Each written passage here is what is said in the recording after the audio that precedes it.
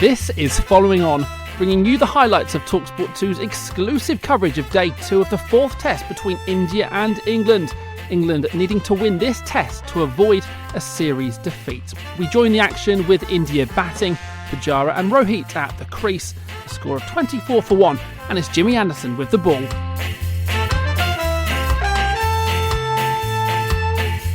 Okay, well, it's a nice scene, of course. The sun's out, the shadows in this early morning light, a very different light, a white light compared to the afternoon yellow light.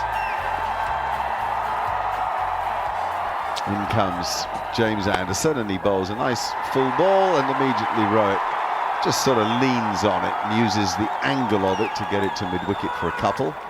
Dom Bess does the chasing, so India are away this morning. Rohit has 45 on his back. We were debating yesterday why Ashwin may have 99 on his back. But anyway, pretty comfortable that from Rohit, although the ball is taken off middle and leg. The angles suggest it might go on and hit leg, and he's happy then just letting the ball come to him and shutting the face. But there's two for Rohit to start the day. Gents, knowing that you've only got the two quicks, how much, knowing that it's burning hot and there's only two of you, does that go into sort of bowling a little bit with the handbrake on at first thing this morning with the new ball? Because you know if the spinners go around the park, they're going to throw the ball back at you and you have no backup. Well, I said with Jimmy Anderson could easily get 40 overs in here, this innings. Absolutely could easily get 40 in. Anderson in, two slips in the gully weight. It's good length outside the line of off stump. Anderson wheels back towards his bowling mark in disgust with himself at having wasted another ball. Rohit calmly walks away to short leg, and there is no run. I know what you're saying, Butch, but as a bowler, you can't have that in your mindset. It might be in the back of it. You can't have it, but it's human nature, isn't it? You kind of know the way that the race is going to be run here if you don't pick up a wicket in your first couple of overs. But absolutely. Jimmy's got till June off anyway, so I think he gets through this game. Yeah, but he ain't going to play another game till June, mate. Yeah, but it's not going to help him in 20 overs time. Anderson in, sweatband on both wrists, and again the ball is wide of off stump. Rohit just rocks forward, and that goes through to Ben Folkes, and again there's no run. I think you've got to be, as a bowler, you're asking in this position, and you're only one of two. You know that there's a potential you might bowl a lot, but you have to worry about what's happening in this next 2 or 3 overs. You've got to give everything you possibly can, because if you start looking long term, then you're not doing your job properly. You're taking your mind off what's going, and you're just defeating the object of bowling at all. Again, wide of the off stump. That one just a little bit of shape in, but it started too wide to trouble Rohit. Shoulders, arms, and again it's through to Folkes. I mean, I'm not suggesting that they're not giving it everything, but you've been killed by the selection of your team almost. Well, Jimmy's giving it everything. He's 38 years old and he's bowling around 82 miles an hour. That's where he's at now. It's human nature. It's human nature. I think what you're trying to say, Butch. It's human nature. You're thinking that you're potentially being in for a long day, but you can't have that outlook. I'm sorry. You've got to think what's going to happen in the next 3 or 4 overs in this spell. Anderson in, and that's straight. You heard that crisp sound of the middle of Rohit's bat as the barn door came down on the forward defensive once more. 34 for 1 is the score. 171 England are ahead after making their what we all think is a rather paltry 205 on what looks to be the best surface of the series so far. Leach in again, flicked away up to Johnny Bairstow at mid-on, just wide of Johnny Bairstow at mid-on. He had to make 3 or 4 yards to pick it up, and therefore they go through for a single. So Gareth, if the batsman runs down the pitch and he gets 3 metres away from his stumps, he's safe. Is it hard and fast? That's how I read it, yes. I thought it was still at the umpire's discretion. That's pushed away by Pujara. He's not safe. If he's given out, he can still be given out. But right. what Akash is saying is that it goes with umpire's call at that point. If you're more than 3 metres down. So you could still be given out by the umpire on the field if he thinks that you are still out LBW. Here is Jack Leach once again. Another appeal. Carbon copy, and up goes the finger this time. Pujara has immediately reviewed it. It was a carbon copy of the previous one, which they decided not to review. This time, Review for leg before, fair delivery. Nitin Menon, the umpire, has given it out, and Pujara's immediately reviewed. There's two noises again, isn't there? It's like he's squeezed it again with bat and pad. So which one it's hit first? Oh, it does look like pad first. I tell you what a piece of umpiring if he's got this right. I mean, we're talking about fraction of a second before the ball deflects from the pad onto the bat, and the umpire appears to have it absolutely spot. Well, provided the ball's hitting the stumps, then he's made an incredible decision. Yeah, stand by. Akash? Stand by. Looks out to me, to be honest. And yes, a good piece of umpiring. Ball coming, boys. Umpiring on these surfaces, of course, this is a good one. But generally, stand by. It's tougher to officiate umpire on surfaces where the ball is turning a lot. This one will be given out. Hitting. Go to on-feet umpire. I tell you what, it's hitting halfway up, just over halfway up, middle and off. Stay with your ball. I think he's had a brilliant series. He is the India's senior umpire, Nitin Menon, but I think it's hard to give him too much credit for that piece of umpiring. Yeah, but I suppose it's look at the whole picture and what is Jack Leach trying to do, what's he trying to achieve. He's got a decent idea that he's trying to get the ball straight, so when the ball is pitching between the tram lines, literally, he's got the two things to worry about. Is it going on to hit the stumps? Has it spun too much? Is the first one. And then secondly, is there a little bit of bat involved with Pujara playing a little bit bat and pad together? He sees the pad first, it hits the pad, it's hitting the stumps. Brilliant decision.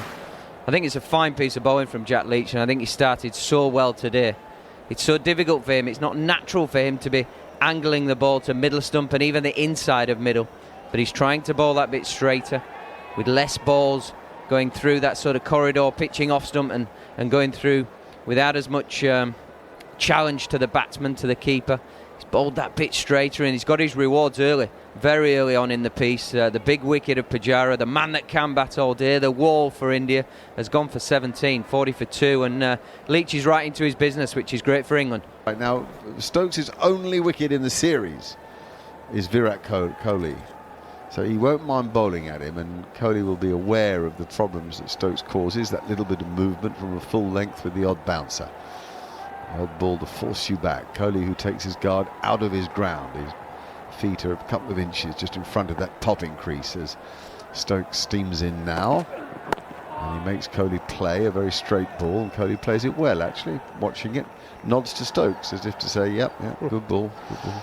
Well, if you're going to bowl at Virat Kohli, you want to be when he first comes to the crease. You don't want to be bowling him when he's 50 and 60 not out, do you? So it's a good time to bowl, and I think that's why he's probably given Ben Stokes another over to see if he can dismiss the Indian spinner. Averages over 50 Test cricket.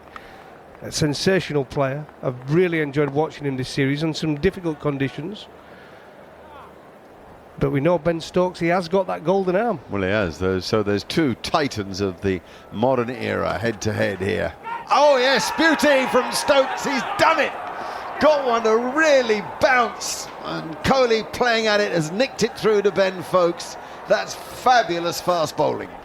Well, we talk about the golden arm, didn't we? And just as that came out of my mouth, he absolutely bowled his best delivery of the series so far. Back of a length. Good heat into it, aggression at the crease, good bounce. Kohli followed it and straight through to Ben Stokes, taking the ball above his head. Terrific wicket, huge wicket for England.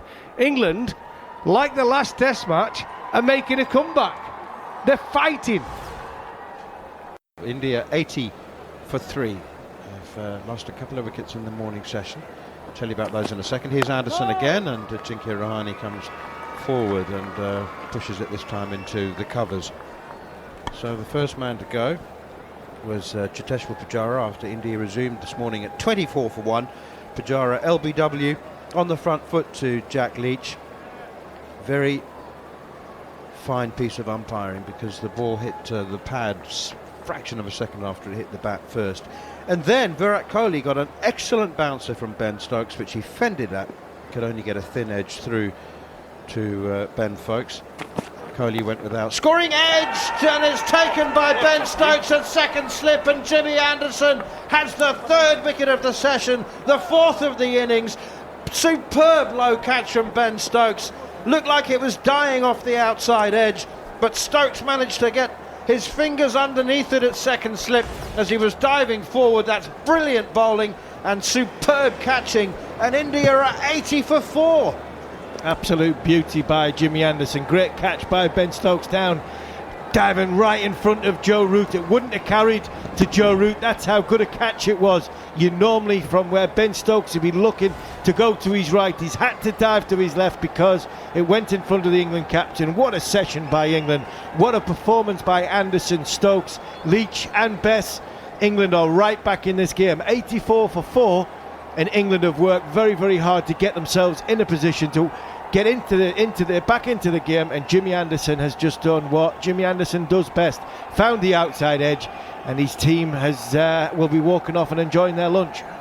Oh, brilliant from James Anderson. Almost set him up the over before, just holding his length beautifully. Rahane not quite getting into the ball. This time held on the crease a little bit. He's thinking, I want to get forward. Doesn't want to push his hands at the ball, but ultimately has to, because the line is good and just fends enough to make the ball carry to a diving Ben Stokes, which was a fine catch, as Harmy said. But it's the setup almost for the 8, 9, 10 balls that he faced off Anderson before that just lures him in, just created enough doubt, so he just holds on the crease. Beautiful bowling from Anderson. England have been magnificent this session. The first 20 overs went for 31 with the 2 wickets. And then they had a little bit of a period where India played a few shots and played very nicely.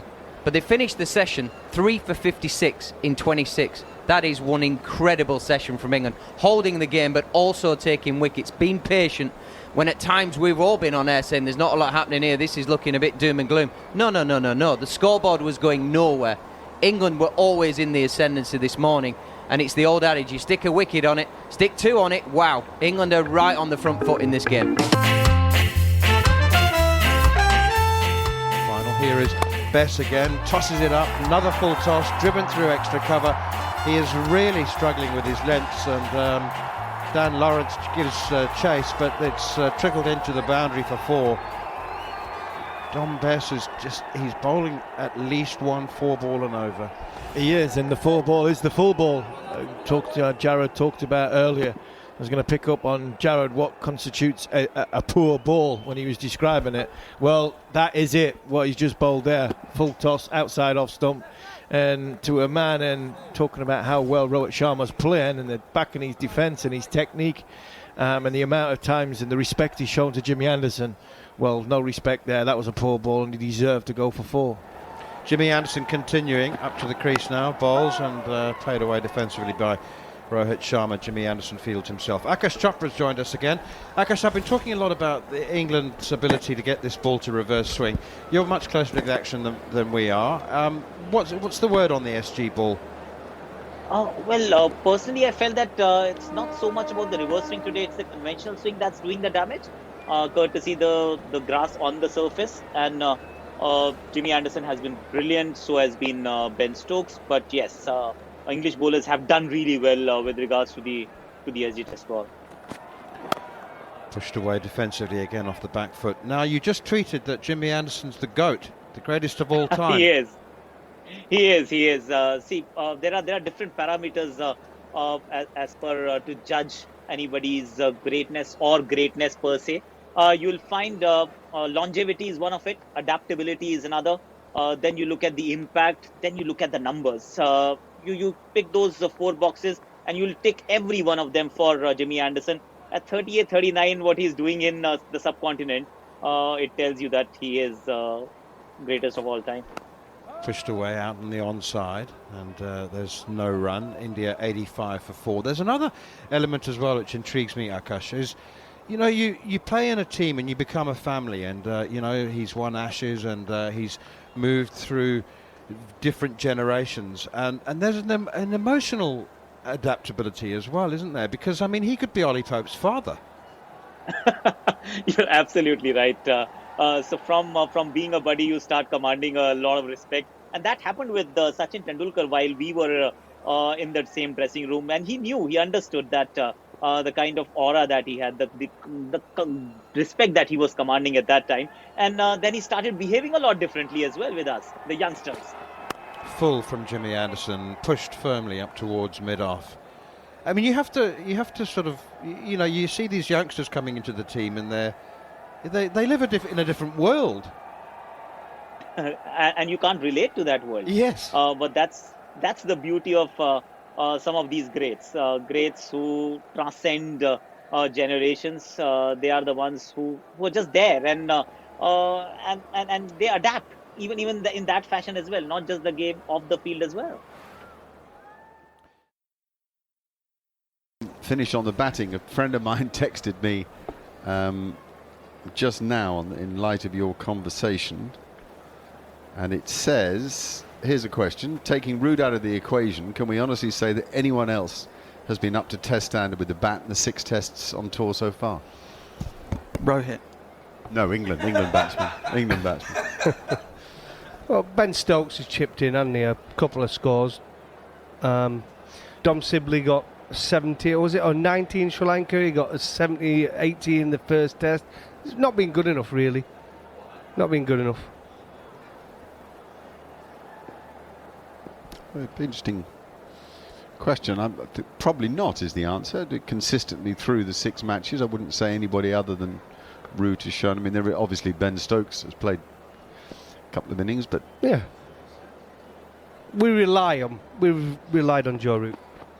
Anderson bowls a length ball, quite a full length ball actually, at off stump, and Rishabh Pant, who is restraining himself somehow. Imagine how hard that must be for Rishabh Pant.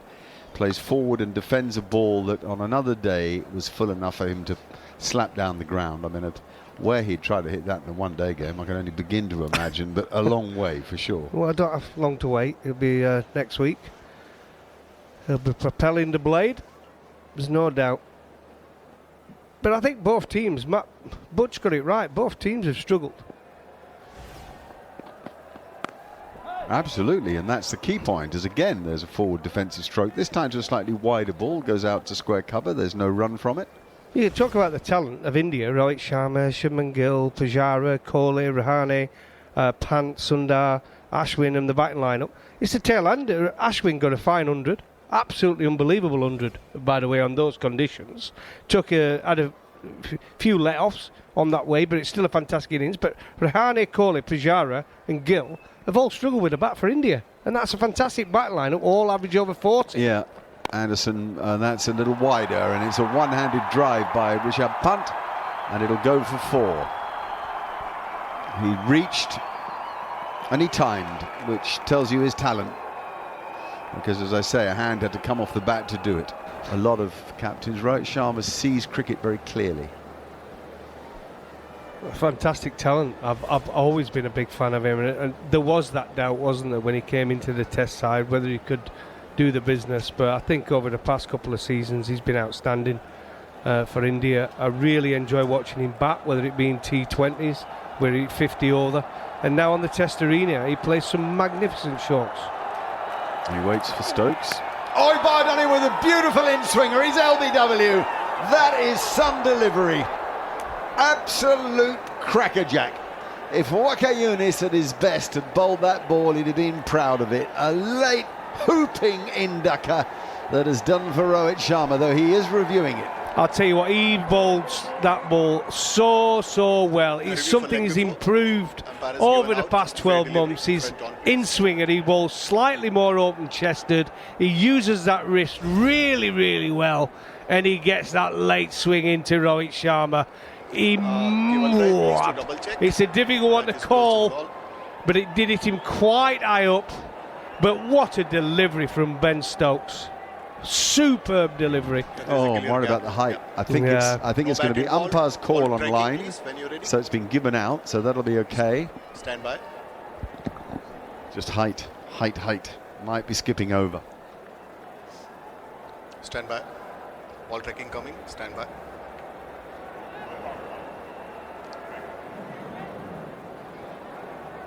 Pitching outside. Oh, it's out there. Impact umpire's call. Look at that. Clipping the bail. Wait, Go to the on-field umpire. here we go, listen to this. Screen. Stay with your signal. Stay with the original signal. So that is out because Nitish Menon gave it out. The tightest of calls, clipping the bails. They've got Rohit Sharma. What a relief for England. Huge wicket for England. Ben Stokes back into the attack. England's second seamer here. The in-swinger, and he's bowled it really, really well today, he has, Ben Stokes. Terrific skill, fantastic bowler. 121 for 5 now, India. Just as they look like they were getting on top, as they were getting a partnership together.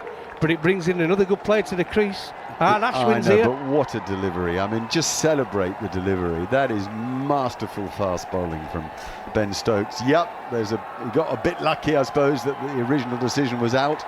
But never mind, he's earned it. The ball was hitting the stumps. That's what we're told by the technology, and that's what we live by in the modern era of the game. A very big wicket after a lovely, lovely cruisy 49 from Rohit Sharma. You're listening to a commentary of the fourth test, England and India over in Ahmedabad on TalkSport 2 with the Times and the Sunday Times. Try it free for 1 month at thetimes.co.uk/cricket. Offer. Subscription automatically renews unless cancelled. Terms and conditions apply as stretches are done by R. Ashwin joining Rishabh Pant out there. This game is alive and kicking. India 125 for 5, trailing by 80.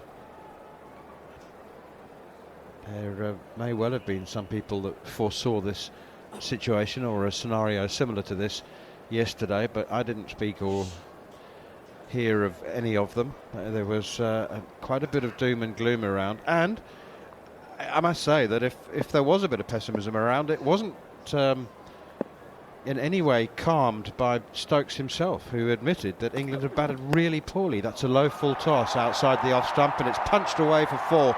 Once again, I don't know what Ben Stokes was trying to do, but he was clearly bowling a particular delivery and it's gone wrong, and he just shakes his head now and again just illustrates that his wrist didn't get it quite right. I don't know, what was he trying to do? It's a wide full toss, it's gone for 4. Yeah, it's very rogue in how he's gone about his business today. He's been magnificent. But pre that ball, it's about the third time in as many overs that he's taken his boot off the shoe. Is he having some kind of a problem with his footwear, with the footholes? And if that's at the back of your mind as a bowler, you're not on a stable footing, sometimes it can affect your sort of rhythm and how you get through your action. 2 slips in the gully, Stokes in, and that short ball has flicked the glove of Ashwin. Ashwin immediately reviews as if to say, well, it's hit me on the shoulder. I've not got anything on that at all. It was an immediate reaction from Ashwin. Fair delivery. Umpire's decision is out. Let's have a listen. Yeah, give your best angle, please. Yellow, white, yellow. Front on coming, stand by. Ball is very close to the bat. Give me alternate to double check. Yes, please. Well, the crowd is roaring because it looks to me as though that ball has missed the glove and hit the shoulder. Did seem that the bounce was very steep from Ben Stokes, and Ashwin's hands were late getting up. Keep going. Ultra edge is, well, it's not moving. Unmoved as the ball goes past the outside edge, and then there's a spike. Just do A it one more soft, time. it's not really a spike, it's more of a bump. A soft looking bump as the ball hits Ashwin on his right shoulder. And that decision will be reversed. I'm pretty sure of that, Gareth Batty. Yeah, the new boots not taking the wicket if we're going by ultra edge. But as you say, arriving with a bump. And there's a bump on Ravi Ashwin's right shoulder now to go with a bump on his right index finger. We're not getting it out, but we might be making his bowling harder work in the second innings. Nitin Menon just signalling that's 1 for the over from Ben Stokes. He's had to reverse his original decision of out. You can understand why the umpire was fooled into thinking that had made contact with the glove. The sound of Ashwin's shoulder and the gloves would have been similar. As Ashwin faces up to Stokes again, who edges. Ashwin edges over the head of the man at gully. Don't think it was a chance. It flew above head height. There was a dive from the man at gully. I can't tell you who that is at this moment in time. The television replay is on the crowd. But Ashwin who has been unsettled by the short ball, both in Australia and in this series, flinging his hands at that wide delivery from Ben Stokes. And perhaps it was at catchable height. It just went so quickly. I think it's Zach Crawley there at Gully. By the time that Crawley had got off the ground and got his hand up, the ball was already a metre past him. Beautiful follow-up ball from Stokes, hitting hard length just outside his eye line. Here comes Stokes again now, pounding in, 55 on his back, and there he tries, it almost works, not quite full enough. That's out, I think. That could well be run out. This is so close. England have a chance here. Brilliant from Jack Leach. So Ashwin drops it down on the leg side in the area Harmy was talking about, sets off for the single, Pant decides to go, and he's in real trouble here. Have we got a bouncing bat? Bat? Didn't ground it. Dive Maybe. full length, and can see where Mark's at. He's out. England have a chance here. Grounded. Oh, Yeah, go to the big screen. oh, we're all disappointed. Wow, that was Bairstow, and wow. Isn't that deceptive? So often those direct hits, you tend to think it's tight and you'll prove right, but we were proved a foot wrong. Yeah, in full speed, it looked like he was out. It looked like his bat was up in the air, but it just goes to show those two frames, the difference it makes whenever you're watching a run out. But Bairstow was in, he was pretty quick, good pick-up, good release. Oh, you know, the bat didn't bounce you. Stokes again, hair flowing back, big ginger beard on. And as Pant goes forward there, the ball goes onto his toe from his bat. It rolls out on the offside, and Bairstow says, you want to go? Pant says, nope, I'll stay where I am, thanks. So the end of the Stokes over, 146 for 5 on a glorious day in Chennai, down in the south of India, once known as Madras, of course, not Chennai. What am I talking about? That was the previous test. What I'm trying to say is, having had glorious days in Chennai, once known as Madras, we've now moved to the more modern stadium in Ahmedabad, and of course they're talking about greater BCCI control since the Shah family from this part of the world, and the Prime Minister, who is responsible for now the naming of the stadium, but also the development of it, is from this neck of the woods. And there is a thought in India that there may be a power move from Mumbai to Ahmedabad, Mathura. I wonder, it's hard to believe it'll ever leave Mumbai. That is very much the strong arm holding of Indian cricket. And what a job the BCCI have done in these past couple of years in ensuring plenty of test matches are played by the most powerful nation on earth.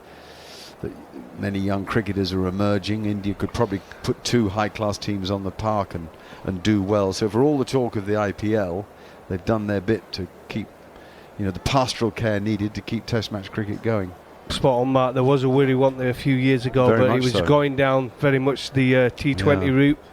But And the new management of Indian cricket yeah. has been very good. Different. I mean, you wouldn't want to get on the wrong side of them, I don't think, but anyway, Jack Leach is going to bowl. I think that's a good decision. He lobs one up, and that's out. Caught at mid-wicket. A funny, soft old dismissal. Not Jack Leach's best ball, maybe his worst. It drifted miles down the leg side off a full length. Ashwin pushed it for a single, or tried to. Failed to. It lobbed up in the air, and at short mid-wicket, a comfortable catch was taken. Is there a crowd in there, Mark? Because I can't hear a pin drop. Really quiet, absolutely huge wicket. Jack Leach, like I said, he's bowled really, really well this series. Just a steady ball, pitched on leg stump, tried to turn it to the leg, a little bit of a leading edge, and straight to short mid-wicket. A huge dismissal that for Jack Leach in England. India now in serious trouble here. 146 for 6. We're on TalkSport 2.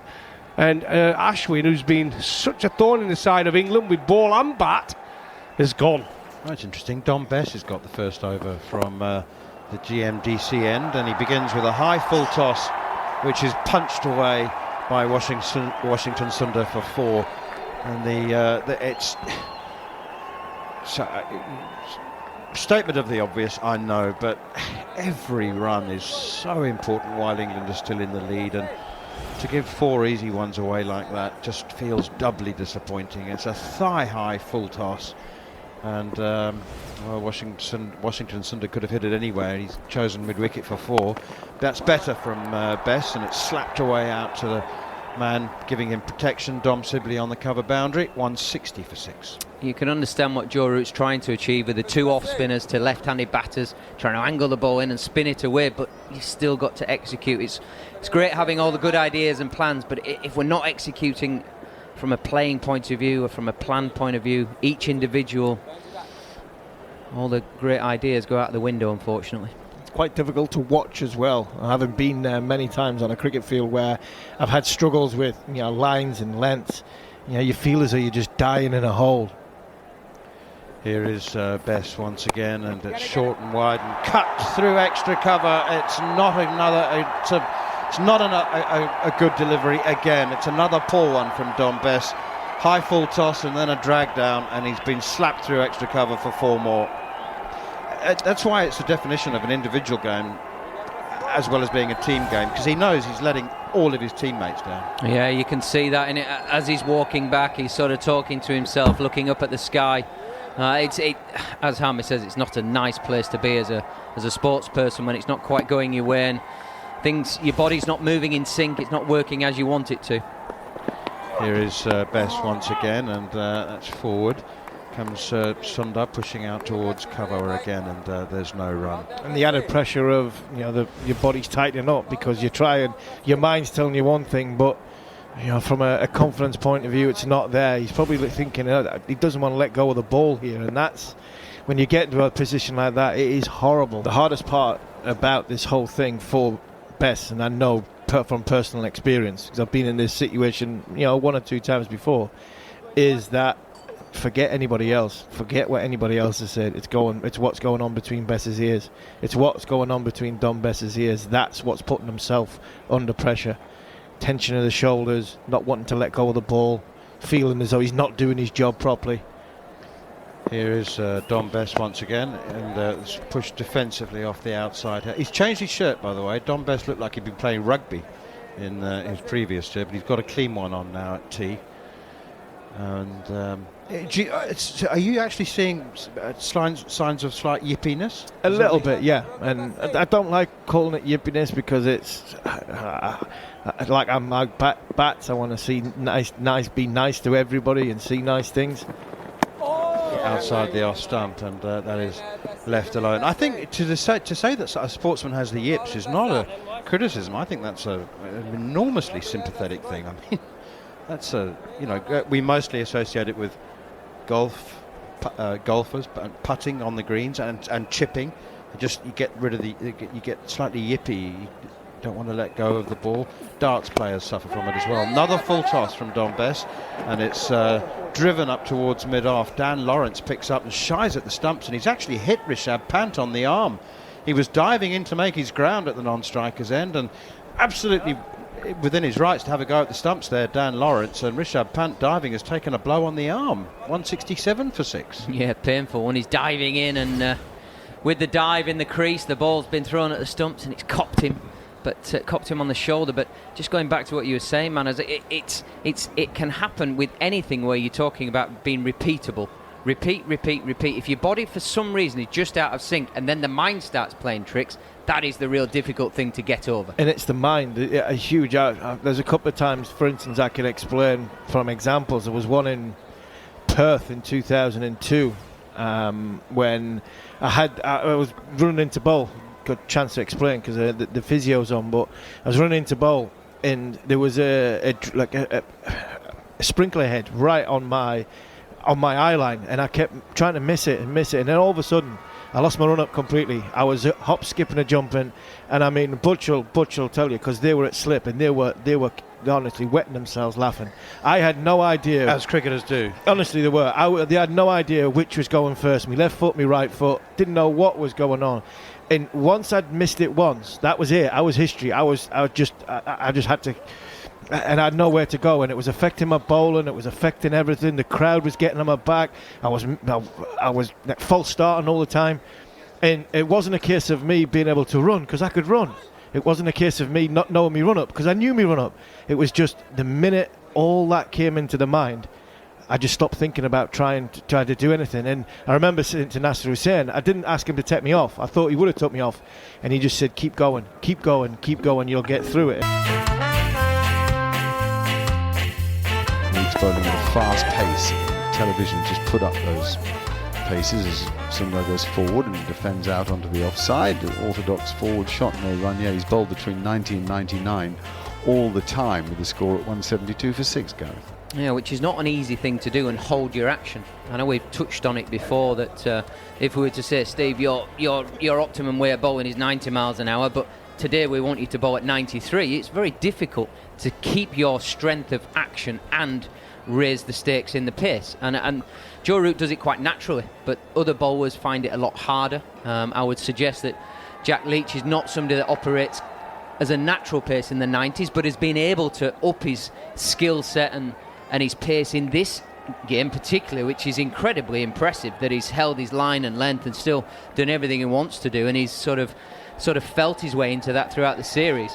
What I'd say with that is the strength of action from a fast bowler's point of view is not just actually at the crease, it's the momentum going through, actually your run-up going through the last 3 or 4 yards of your stride into the bound and then going straight through with it.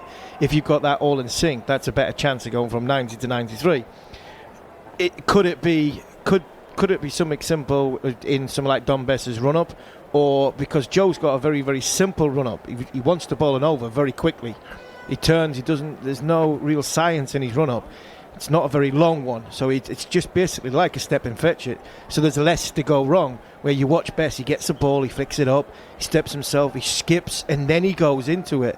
Where in the process, there seems to be a little bit more could go wrong with Dom Bess as opposed to Joe Root. Slightly opened his stance to face Leach from round the wicket so he can get to the ball, and then he skips down the pitch to knock it down the ground for a single that takes him to his 50. A huge smile on his face. He's delighted with that performance. He knows it's taken a bit out of him, but what really matters is it's taken a lot out of England. An excellent, classy innings from Rishabh Pant. Absolutely, Mark. He's a ball of energy. I really enjoy watching him play. I think he's behind the stumps. He's been excellent for India. Much talk about his keeping, but I think he's been brilliant behind the stumps, and then with the bat he's shown great restraint today. We all know he likes to hit big sixes, but today I think this is his best innings of the series so far for me. Thanks, Goffey. Fantastic. We've got Akash around too. A quick word maybe, Akash, before Mark Butcher takes over from me. He's been very, very good. He's been showing restraint. He's showing maturity in terms of his shot selection, and that was his only downfall in the early part of his test career, international career. Of course, he's very young still, but that was debatable, just throwing his wicket away, not knowing which ball to go after, because he had like a plethora of shots. But this series, he's just continued from where he had left in Australia, and you would find that his shot selection has improved manifold against England right through this series. Yes, it's been some return to the team for Rishabh Pant since victory in Melbourne, the tour of Australia. Leach into Washington Sundar, who defends inside half of the bat, collected by leg slip. But Rishabh Pant has been in the thick of the action for India. He's been a fan favourite for his six hitting in the short form of the game. As Leach is in once again to Sundar, who plays off the back foot wide of man at mid wicket, and India will pick up another single. Partnership now, 41, equal with the best partnership of the innings so far. Well, I have to say it, I really think this is the time that England are feeling the fact they got the attack wrong for the match. It's irrelevant to me in terms of discussing the balance of the side whether Lawrence's innings was so valuable. Of course it was, but in working out the balance of the team, you're trying to take 20 wickets in the match, and there's no doubt that this attack looks jaded now. 2-2-3 for 6 as England will take the new ball. It is James Anderson's. I think back to that first wicket at Lord's, a bit of a skunk haircut. Remember the young Jimmy? Well, yeah, you'd remember very well. Absolutely, yeah. Here he comes then. Anderson to Pant, who comes down the pitch, slaps him back over his head. Wow, the arrogance of youth, the expression of talent. Well done, Rishabh Pant. England fan or not, you've got to admire this. This is brilliant from Pant. First ball to the great Jimmy Anderson. He's been magnificent this innings. Skips down the pitch, gets a bit offside of the ball, but not too close that he can't get that full flow of the bat. Almost what you'd see in a one-day international. Opener batting, run down, smacked him straight into the advertising boards. Welcome back into the attack, Jimmy Anderson. Thinking out of the box, seeing it out of the box and smashing it out of the ground as Joe Root is in. And Pant, with a slog sweep, has hit it all the way for 6. What a way to bring up a third Test match 100. An absolutely stunning return for the young man from Haridwar, from Uttarakhand state, where the Ganges come out of the foothills of the Himalayas. It has been a quite astonishing re-emergence from this youngster since coming back into the side in the Boxing Day Test match in Sydney. Scores of 97, 89 not out in Brisbane, 91 in Chennai, 58 not out in the second match in Chennai. He, along with everybody else, missed out in the first instalment in Ahmedabad, but he now has a third Test match 100. And this one, as Root is in again, he's on the back foot, punching into the offside, turns down a single. And this one, like the one in Brisbane before it, may well be series defining. What an innings, Steve Armisen. What an innings, what a shot. We are in one of the great cricket stadiums, or to be great cricket stadiums for years and years to come. 110,000, and that's the only shame that we haven't got 110,000 people in this stadium, because that's what this innings deserved. It was a fantastic innings, and what a way to get there. It was more a one-handed slog sweep for 6, but it's been an absolute beauty innings. It's been patient, been watchful, and then when the new balls come, he's attacked, and he's attacked with purpose. Anyway, Anderson is into Pant, and he's gone. He's come down the pitch, he's taken one liberty too many, and has flat batted it into the hands of Joe Root at mid-wicket. It's a sharp catch from the England captain. Rishabh Pant admonishes himself at giving his wicket away, with England at his mercy, really. But it has been a magnificent innings once more. He perhaps hasn't driven home that advantage to the extent to which he would have liked, but the Motera, now known as the Narendra Modi Stadium, stands as one and cheers as one at a young man who has the future of the Indian cricket team in his hands, you would imagine. Root takes the catch. Anderson has his wicket. A little bit of revenge for England's highest wicket taker, but the stage belongs to Rishabh Pant. Absolutely, Butch. Standing ovation for what small crowd is in there. But it was a fantastic catch by Root. Yes, indeed. 286 for 7. He was inspired in a way, wasn't he? That slog swept by Akshar Patel out towards deep mid-wicket. Couple of bounces and it rolls into the deep mid-wicket boundary, and that's 4 more. India, well, it's as what Gareth Baddy would say, tax-free batting now. It's just help yourself time, buffet. Oh, it's just the line of the ball here from Jack Leach, just a little bit straight. And Sundar picks up on it, and wow, he just picks up so quickly and hits it in front of square, hits the gap between deep square leg and mid-wicket. One bounce into the boundary. It's quality batting from Sundar. It's what we've seen all day. It's magnificent. 294 for 7, lead of 89 here. Well, this is probably the last over of the day. India have got themselves into a dominant position. England will need 3 wickets extremely early tomorrow, and then they'll have to bat out of their skins to get themselves once more back into the Test match, which is exactly what they did earlier in the morning session. England won the morning session comfortably. I'd probably say the afternoon session was shared. The evening session has been dominated by the home side, completely dominated, with a breathtaking, eye-catching century from Rishabh Pant, which has grabbed this Test match, all the initiative, and has given it firmly to India, who now are extremely strong favourites to conclude victory over the next 3 days, or possibly over the next 2 days, and take the series 3-1. That's how dominantly, that's how extraordinarily the day varied, with England fighting back in magnificent fashion, with 56 3 wickets for 56 in the morning session.